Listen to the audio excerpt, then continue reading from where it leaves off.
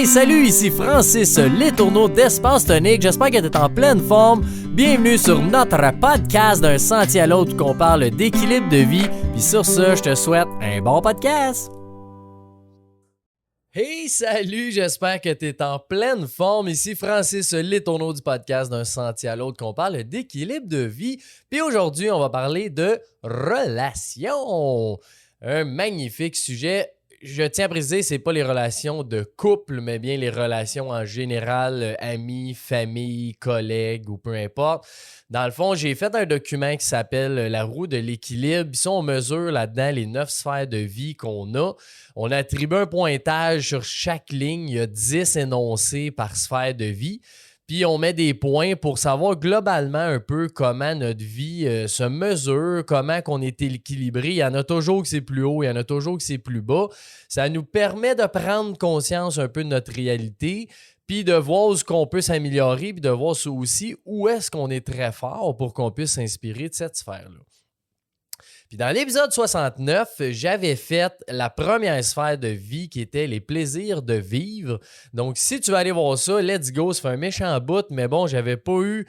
je veux faire les 9 sphères là, en épisode solo, puis j'ai eu beaucoup d'invités les derniers temps, fait que j'ai juste pas pu les faire. Mais là, je suis bien content. Aujourd'hui, on fait les relations. 10 énoncés, je vais les expliquer les 10. On fera pas l'exercice de la roue ensemble aujourd'hui, mais si tu as un problème dans tes relations, c'est clairement un de ces 10 énoncés-là qui fait qu'il y a un problème X qui sort. Puis je vais te donner un petit peu des pistes d'idées de qu'est-ce que tu peux faire ou comment tu peux agir si tu te notes, entre guillemets, moins bien dans une des sphères. Encore une fois, c'est pas une affaire de pression de dire « moi, je suis meilleur, j'ai le score parfait qui est 40 ». Mais l'idée, c'est vraiment juste de se dire « bon, c'est où ce que je peux m'améliorer ». Puis si j'ai un conflit, ben voici 10 pistes de réflexion à dire dans ton conflit. Est-ce que tout ça...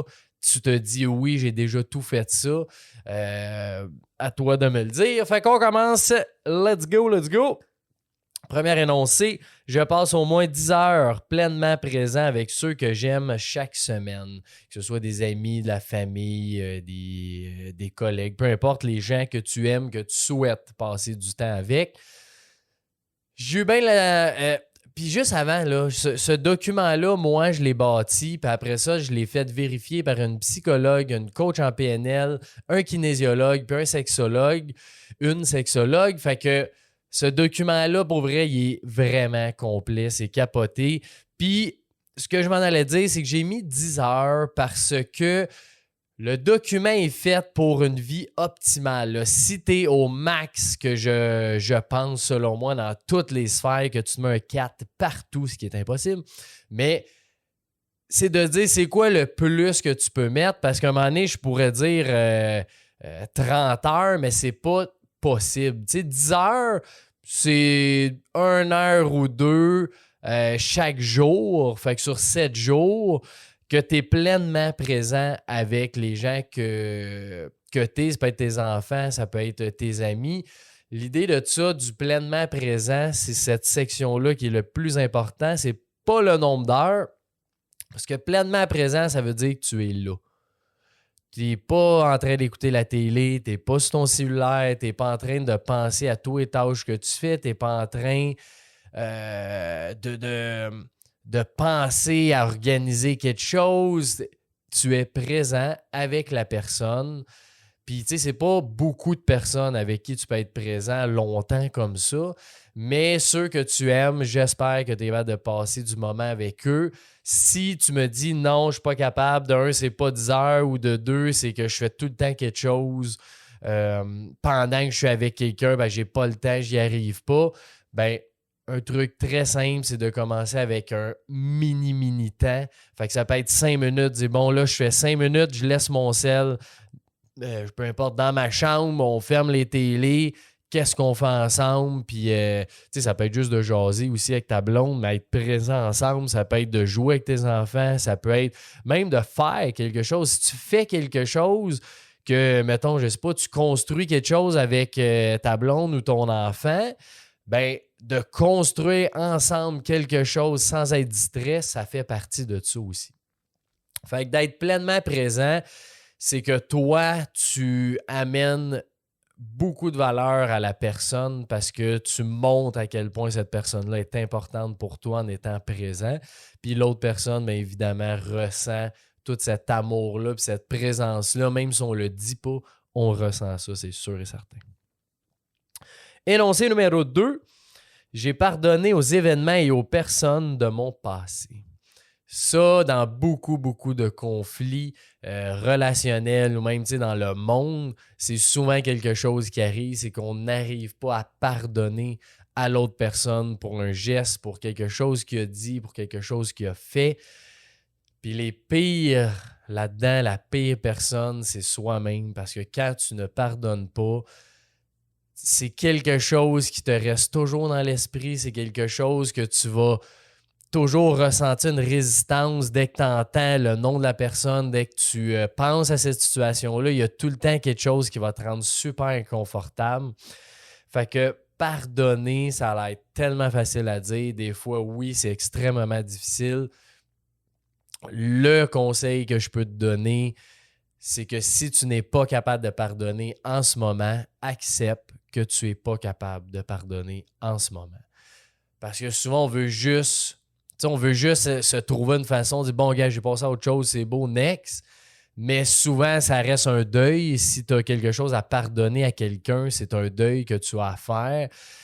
Donc, en ayant ce deuil-là, la première des premières choses que tu peux faire si tu trouves ça dur, c'est d'accepter que tu ne pardonnes pas. Puis ça commence, ça enclenche ton processus de guérison, de pardon. Parce que dès que tu as accepté ça, au moins tu as accepté quelque chose face à cette situation-là. Puis au fil du temps, tu vas voir que de plus en plus, ça va être facile. Je vais avoir un épisode prochainement sur le deuil. Fait que ça va être super intéressant. J'ai une thérapeute spécialisée qui vient là-dedans. Fait qu'elle va pouvoir nous expliquer un petit peu plus en avantage aussi sur le pardon. Troisième chose, je m'engage activement à devenir un meilleur conjoint, un meilleur parent, un meilleur ami. Ça, ce que ça veut dire en gros, c'est que dans ta vie, tu veux être la meilleure personne pour toi, mais aussi pour les autres, selon ce qu'ils ont besoin. Tu sais, moi, un de mes défis, c'est quand même par rapport, par exemple, à peu importe que ce soit des amis ou ma blonde ou mes enfants, c'est que je suis beaucoup dans le mode solution. Donc, dès que j'ai un problème, moi, je trouve une solution, je veux le trouver, puis regarde, il y a ci, il y a ça qu'on peut faire. Mais ce que ça fait, c'est que souvent, pas souvent, mais quand même régulièrement, je ne suis pas dans l'écoute attentive parce que je suis en train d'essayer de trouver une solution face à un problème. Quand l'autre personne bien souvent veut juste être écouté ou veut juste te parler ouvertement, puis toi, tu peux poser des questions. C'est ça aussi que j'essaie de faire de plus en plus. Écouter, laisser la personne finir, poser des questions. C'est la chose la plus efficace en communication. Ce n'est pas de parler, ce n'est pas de dire quoi faire, c'est pas toi, c'est de laisser la place à l'autre. Puis ça, pour moi, c'est une des choses que je travaille en ce moment pour justement devenir un meilleur conjoint, ami, parent. Puis si tu sais pas trop par où partir, je te dirais simplement, c'est quoi une chose, une affaire que tu te dis, bon, ça, dans ces situations-là, je réagis plutôt mal ou je réagis en colère ou je suis déçu ou je suis fâché, peu importe c'est quoi. Qu'est-ce que tu pourrais modifier dans cette situation-là qui t'amènerait à évoluer en tant qu'individu? Parce qu'encore là, c'est tout personnel. Ce document-là, il n'y a rien que les autres peuvent faire pour nous. On est 100% responsable de notre vie. Puis c'est quoi que je peux faire moi en ce moment pour aider ma relation avec les autres personnes. Puis souvent, quand tu vas travailler cet élément-là, ben, peu importe c'est avec qui ou dans quel contexte, ça va se faire voir sur toutes les autres sphères, que ce soit justement tes amis, que ce soit tes collègues, que ce soit peu importe qui. Si tu agis comme ça avec une personne puis tu sens, ouais, dans cette situation-là, je suis toujours de même. Tu sais, moi, j'ai pris l'exemple avec ma conjointe, même si la section relation, c'est pas ma conjointe, mais je le sais que je fais ça par la bande avec des collègues, je fais ça par la bande avec des amis aussi. Fait que j'essaie de m'améliorer comme personne là-dedans. Ensuite, je suis bienveillant, je soutiens et j'aide mes amis et ma famille. Puis là, il faut faire bien attention parce que ce document-là est conçu pour que tu regardes toutes les sphères de ta vie. Donc, il y a d'autres catégories que tu vas être plus centré sur toi. Là, les relations, veux pas, c'est beaucoup sur les autres. Donc, quand je parle de bienveillant, j'en parle souvent, mais je le redis, je vais le redire encore. Pour moi, la bienveillance, il y a toujours soi en premier.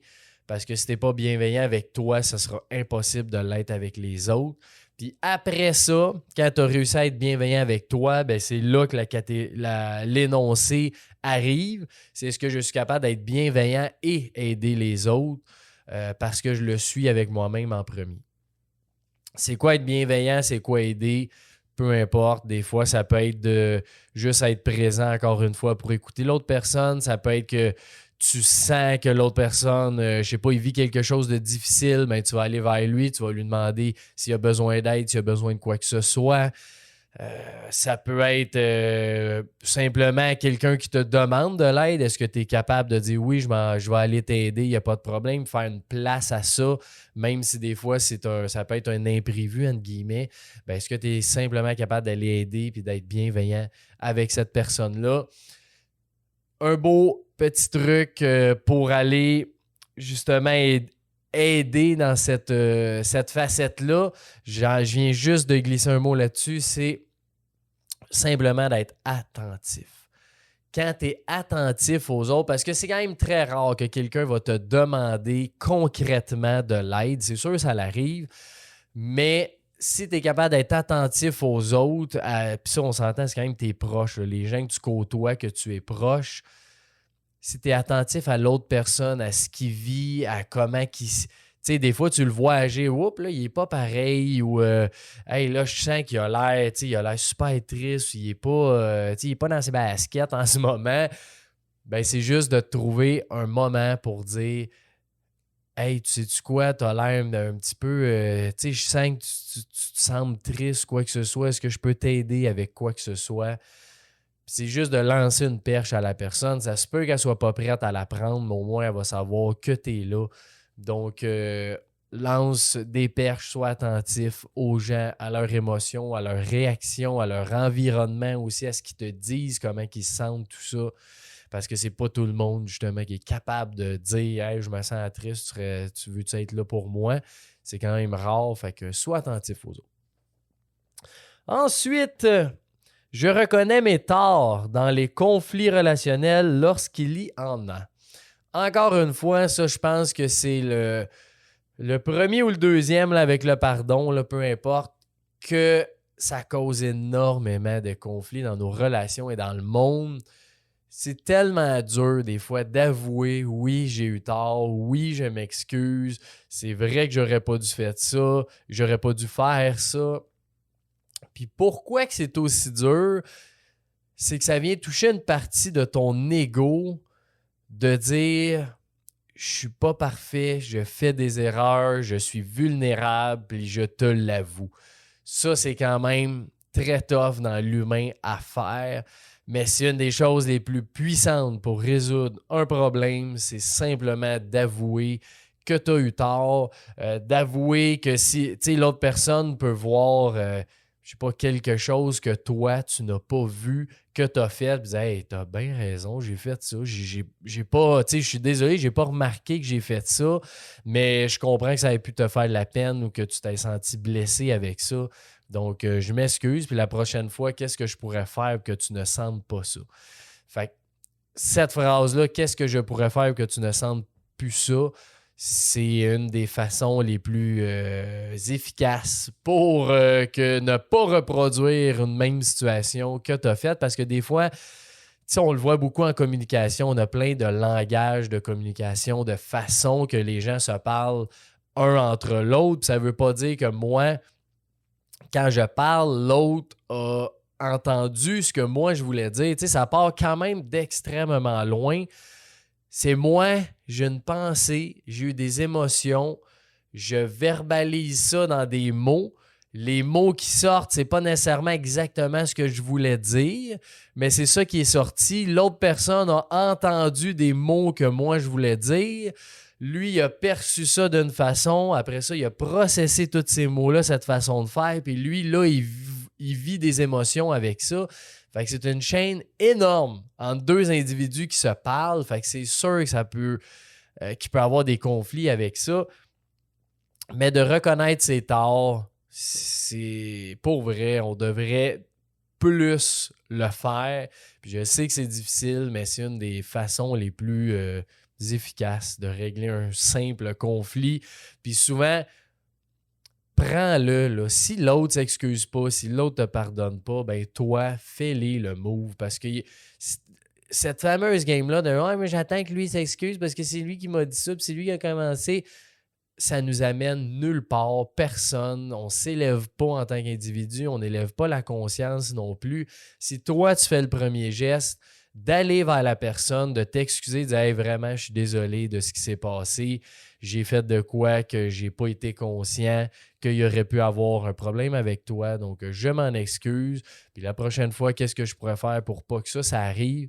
Ben là, après ça, toi, tu auras fait ton geste de conscience pour aller t'excuser puis reconnaître ton tort. Si l'autre personne n'est pas rendue là dans sa vie, ça se peut aussi. Il ne faut pas se fâcher après ça. On a toutes des phases de vie, on a des phases de deuil, on a le cycle de la vie. Ben, tout le monde a ses affaires à vivre, fait que ça se peut que l'autre personne n'est pas rendue là, mais au moins, toi, tu auras fait l'effort d'aller vers la personne pour t'excuser. Ensuite, je fais confiance à ceux avec qui je vis et avec qui je travaille. Ça, pourquoi c'est important pour moi, c'est que quand tu vis dans un environnement de confiance, c'est tellement, tellement plus facile de s'ouvrir, d'être capable de discuter avec l'autre personne, d'être capable de dire ce qu'on ressent à l'autre personne. Puis cette confiance-là, c'est un... Tu sais, c'est large, là, la confiance, ça veut dire bien des affaires. Mais pour moi, c'est ça, c'est d'être d'une ouverture d'esprit, d'être capable de se livrer, d'être capable de dire quelque chose à quelqu'un, d'être capable de confier, que ce soit quelque chose que tu as besoin de dire, que ce soit un rêve que tu veux faire, bien, que tu sentes qu'il y ait cette confiance-là autour de toi. Puis ce que je trouve important, c'est que ce soit partout dans ta vie, que ce soit avec ta famille proche, que ce soit avec tes collègues, que ce soit avec tes amis, les gens que tu côtoies le plus souvent, que tu aies cet aspect-là de confiance qui règne, parce qu'autant pour toi que pour l'autre, ça peut juste nous élever, nous faire grandir cet état-là. Fait que je pense que j'ai rien d'autre à dire là-dessus. Si tu n'es pas capable, toi, de faire confiance ou l'autre ne te fait pas confiance, pose-toi simplement la question: qu'est-ce qui arrive? Pourquoi c'est arrivé? Soit que j'ai perdu cette confiance-là ou pourquoi que je n'ai pas confiance en cette personne-là. Puis après ça, ben, c'est simplement d'en parler, d'en discuter ensemble, puis justement d'essayer de bâtir cette confiance-là qui a été perdue ou qui est juste jamais arrivée. Puis après ça, si tu n'as vraiment pas confiance en la personne, ben, il y a probablement une bonne raison pour toi. Donc, après ça, c'est juste d'être conscient que cette personne-là, tu n'es pas capable d'y faire confiance. Donc, c'est peut-être pas quelqu'un que tu devrais être très souvent ensemble simplement à cause de ça, parce que cette personne-là, c'est pas qu'elle n'est pas bonne, c'est pas que toi, tu n'es pas bon, mais votre phase de conscience est juste pas à la même place, puis vous ne raisonnez pas ensemble. Fait que ça aussi, c'est possible, c'est juste d'en être conscient. Toutes mes relations sont saines et positives dans ma vie. Donc, ça aussi, c'est quand même pas utopique, mais je dirais, tu sais, c'est très dur d'avoir juste des relations saines et positives. Mais encore une fois, c'est ça que je sens que c'est avec cet environnement-là que tu es capable d'évoluer. Donc, est-ce qu'il y a quelqu'un que tu te sens pas bien en sa présence? Est-ce qu'il y a, je sais pas, un membre de ta famille qui veut tout le temps te rabaisser, que c'est jamais correct ce que tu fais? Est-ce qu'il y a quelqu'un dans tes amis qui est juste négatif, puis toi, ça vient te chercher, tu te sens pas super bien avec cette personne-là? Ben après ça, il y a plein de façons, là, mais je pense que c'est juste de faire un tri naturel, de voir, bon, ben cette personne-là, elle me rabaisse tout le temps. Comment est-ce que je peux faire pour être de moins en moins avec elle? Puis tranquillement, qu'elle va se tasser naturellement du chemin. Si c'est vraiment extrême, ben là, c'est de couper un pont aussi. Mais je sais que c'est aussi difficile. C'est pas nécessairement toujours possible de le faire. Là. Tu sais, c'est de la violence conjugale ou quoi que ce soit. Là, on n'est pas là-dedans. Là. C'est vraiment... ça, c'est des spécialistes qui vont vous aider avec ça. Mais si justement, il y a des gens qui te tirent vers le bas, que ce soit, ça peut être ton boss, ça peut être des employés aussi, tes employés à toi, qui te font, c'est ça, qui te tirent vers le bas tout le temps, il faut tout le temps t'étirer, puis si tu sens que c'est comme un boulet, ben, un moment donné, soit tu coupes ça, soit que tu diminues le temps avec ces personnes-là pour qu'au fil du temps, ce changement-là ben, se fasse voir puis que tu sois de mieux en mieux avec tes relations saines et positives. Puis encore une fois, il y a des changements comme ça, c'est pas nécessairement une semaine que ça va se faire, mais si tu fais ça sur un an, que tu épures un peu tes relations, ben, tu vas voir que le changement, c'est énorme. Qu'est-ce que ça fait? Ensuite, je suis honnête en tout temps et ouvert d'esprit avec tous ceux qui m'entourent. Ça, ce que je trouve intéressant, c'est que, encore une fois, c'est une source de conflit dans des relations, l'ouverture d'esprit, parce qu'on a tous nos croyances.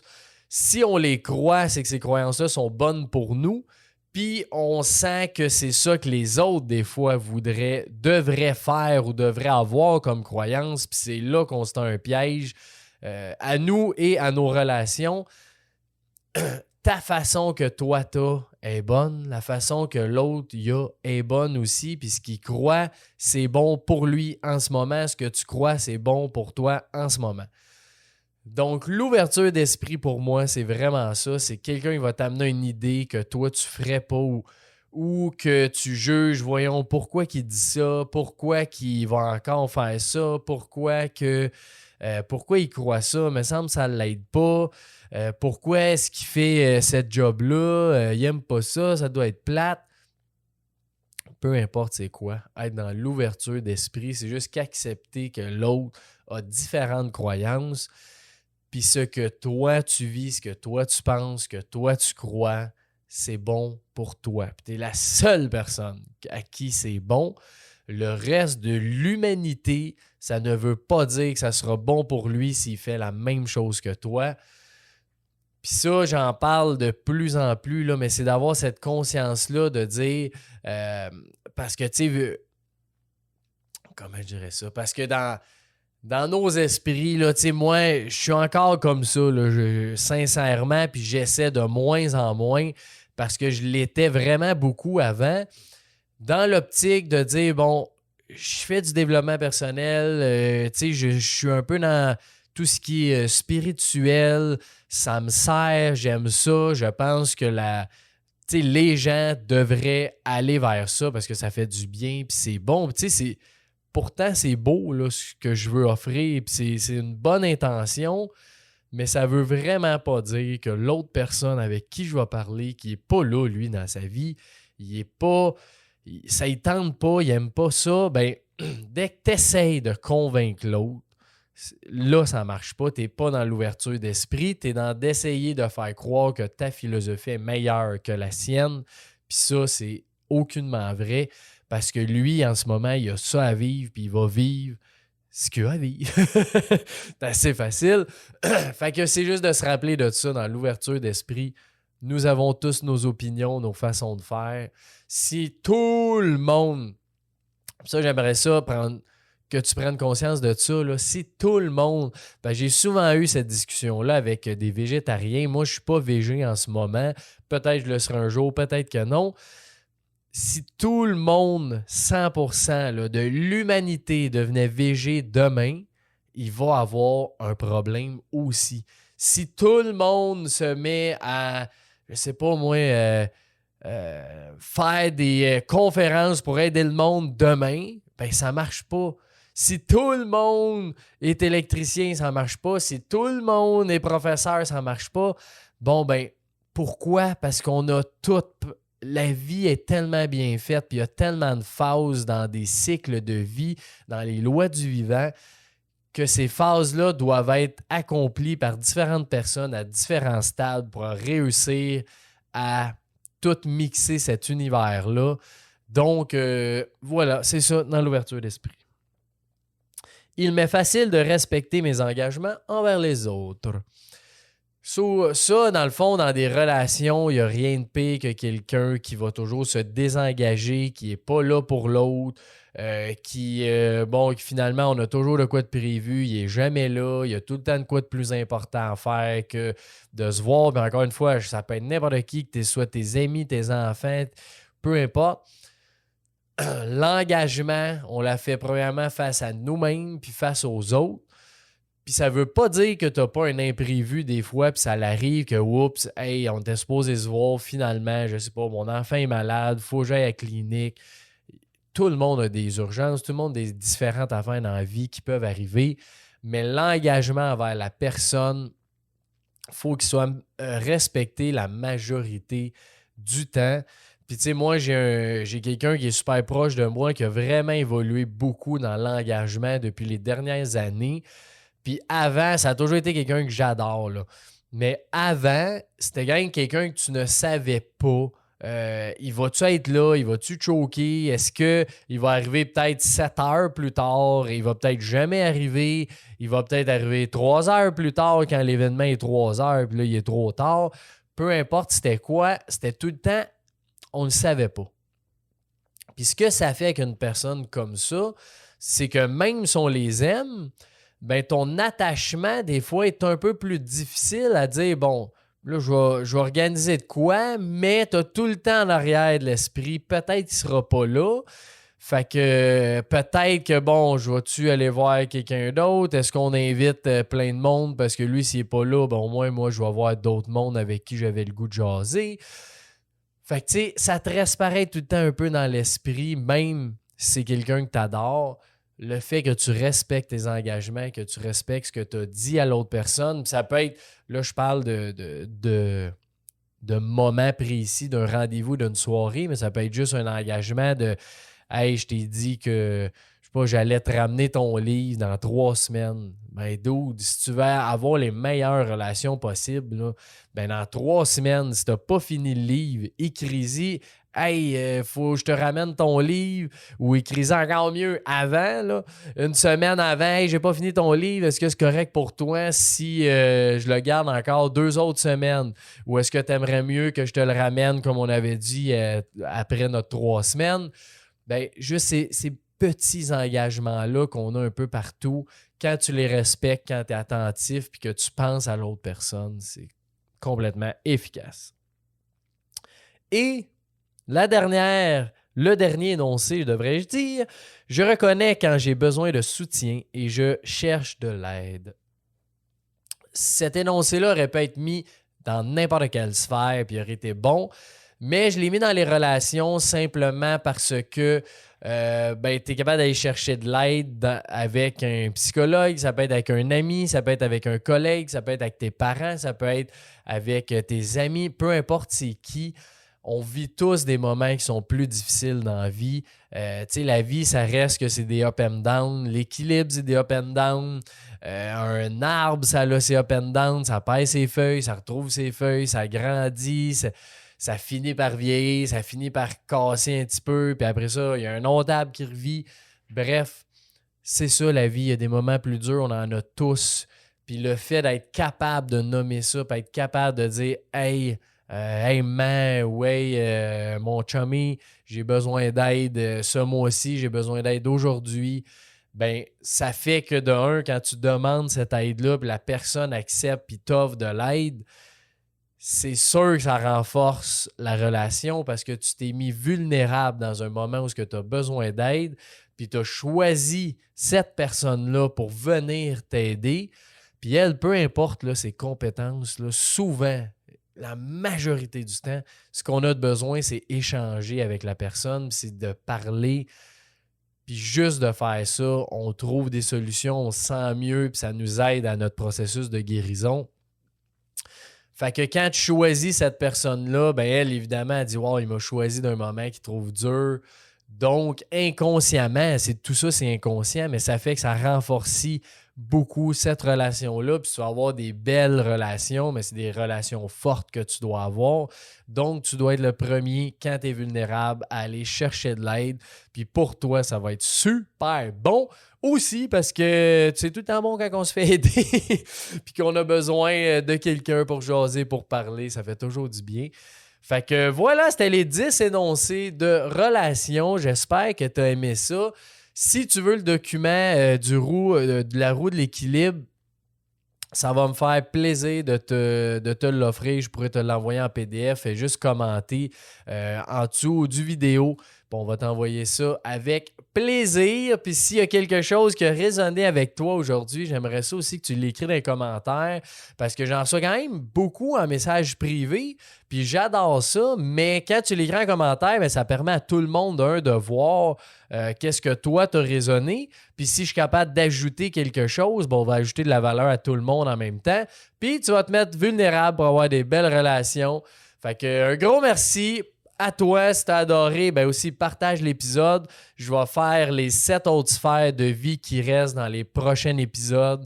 Ils ne seront pas en arrière de l'autre, là, mais ça va être quand même dans les prochains épisodes. Donc, plaisir de vivre si tu as envie d'aller l'écouter, qui était la première sphère dans l'épisode 69.